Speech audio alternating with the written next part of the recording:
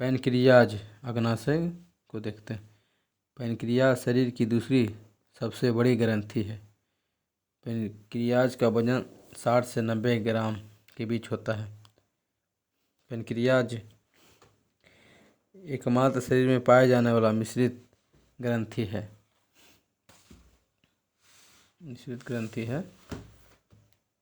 Pancreas duct से एक सहायक नली स्वतंत्र रूप से सीधा ड्यूडेनम में खुलती है, जिसे डक्ट ऑफ सेनोटोनिस कहा जाता है।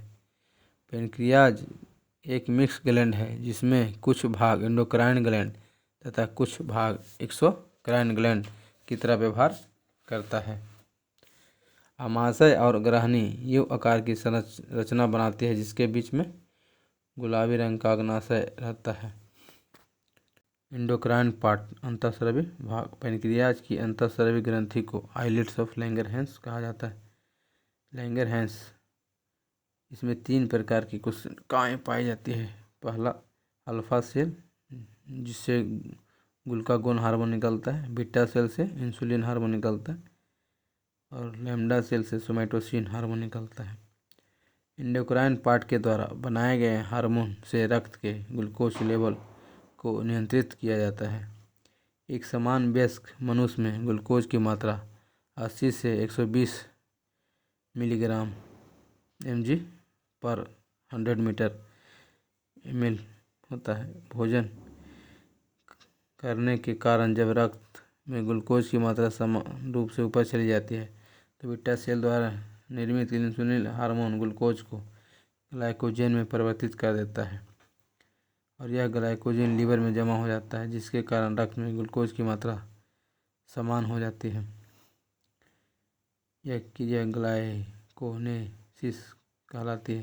कभी कभी भोजन में कमी के कारण ब्लड ग्लूकोज की मात्रा समान से कम हो जाती है, तब अल्फा सेल द्वारा निर्मित ग्लूकागोन हार्मोन ग्लाइकोजन को ग्लूकोज में परिवर्तित करता है, जिससे रक्त में ग्लूकोज की मात्रा समान हो जाती है। यह क्रिया ग्लाइकोनोलाइसिस कहलाती है। लैम्डा सेल द्वारा निर्मित सोमैटोसिन हार्मोन इंसुलिन तथा ग्लूकागोन की मात्रा तथा कार्यों को नियंत्रित करता है।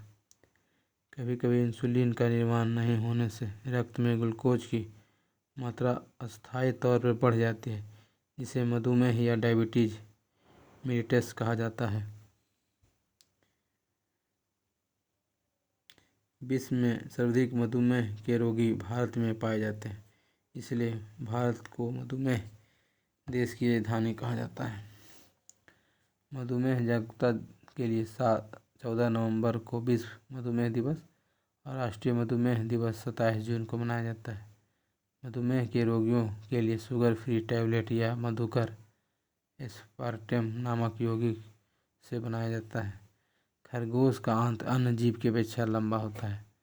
पैनक्रियाज का दूसरा भाग एक्सोक्राइन, इसे 3 एंजाइम निकलता है। ट्रिप्सिन, जो प्रोटीन को पेप्टोन्स तथा पॉलीपेप्टाइड्स में परिवर्तित करता है। दूसरा एमाइलेज, यह स्टार्च को माल्टोज में परिवर्तित करता है। तीसरा लिपेज, यह फैट को फैटी एसिड में तथा ग्लिसरॉल में परिवर्तित करता है। स्वस्थ मानसिक कार्य करने वाले व्यक्ति को प्रतिदिन 2200 से 3300 कैलोरी ऊर्जा की आवश्यकता होती है और फिजिकल वर्क करने वालों के लिए 3300 से 4000 ऊर्जा की आवश्यकता होती है। रॉगेज के द्वारा जल को अवशोषित किया जाता है तथा आहार नली की सफाई की जाती है। रॉगेज में पादप कोशिकाओं के सेल वॉल शामिल हैं जो सिलों से निर्मित होते हैं।